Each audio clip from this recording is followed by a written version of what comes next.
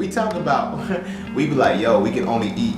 And I'm like, they ask me, what do you eat? I eat whatever I want to eat. Like, I eat a lot. Like, you feel me? Based off of, you know, the food groups. You know what I'm saying? It's like, well, what do you eat? Well, I can eat it. Well, your food revolves around 3 things. You know, 3 types of meat. What kind of variety is that? You're either gonna get a cow, a pig, or a chicken. And then you got the sophisticated who eat lamb.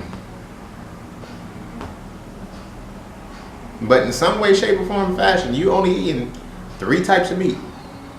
And you criticizing my variety. You know, there's like, in a grocery store alone, there's like 5 different types of apples.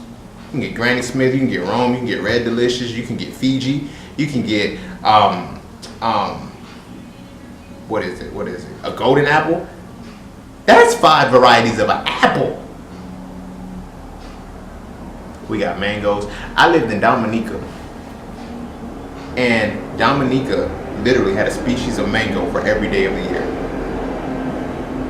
And it fucked me up because I'm like, I thought a mango was a mango. No. Dominica has a species of mango for every day of the year. 360. That's variety. That's what you call variety. You feel me? Now, mind you, I just gave you 2 fruits. But consider that on a grander scale. Different types of vegetables. Like, you know, squash, zucchini. Like, there's so many different things that you can eat. But it's like, when you walk into the grocery store, you're like, you're focused on what you usually eat. Lettuce. Lettuce, tomatoes, cucumbers, onions. That's what people generally eat and think that's all vegans eat. No, because we know how to put stuff in our bodies. So now this goes back into, this now segues into what I was saying about the food groups. So you have 7 things that you need in your body. You feel me? But then you have food groups. The food groups are simple. Because now they say, well, what do you eat? Fruits, vegetables, nuts and seeds, legumes, whole grains. And oils. Oils are pretty much like, you know, that's where your fats are going to come from. That's how I like to get my fats. And I get them from only unsaturated oils.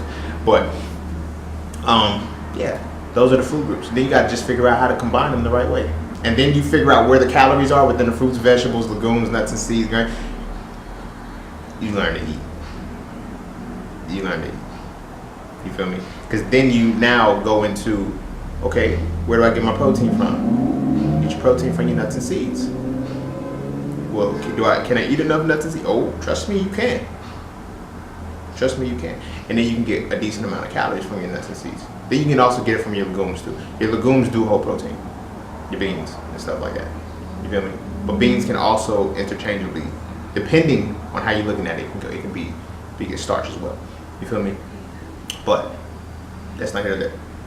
You know, fruits, vegetables, grains, nuts and seeds, legumes and oils. It's 5 groups, right? So now it's like, oh my gosh, you got 5. Okay. You know how much variety? Again, we could break down a variety. Legumes, beans. How many different types of beans? Black beans, kidney beans, red beans, navy beans, black eyed peas. The list goes on. That's legumes. You can keep going from there. Fruit, not gonna get into that. Vegetables, not gonna get into that. The oils come from anything. Grapeseed oil, coconut oil. Like it's little things like that. Now, I personally, when I take the oils or whatnot, I take them straight. Like, I don't cook them. Now, I only use food grade oils, and I only use unsaturated oils.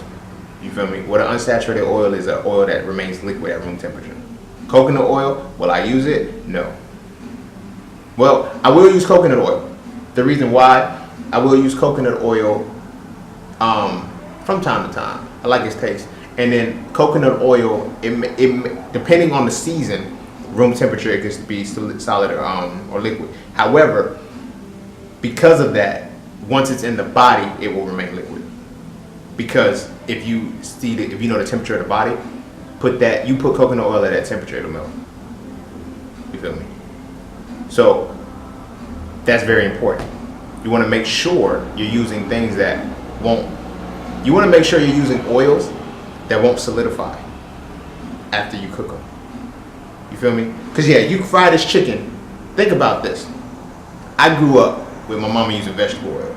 But then when we moved to North Carolina, they were using lard.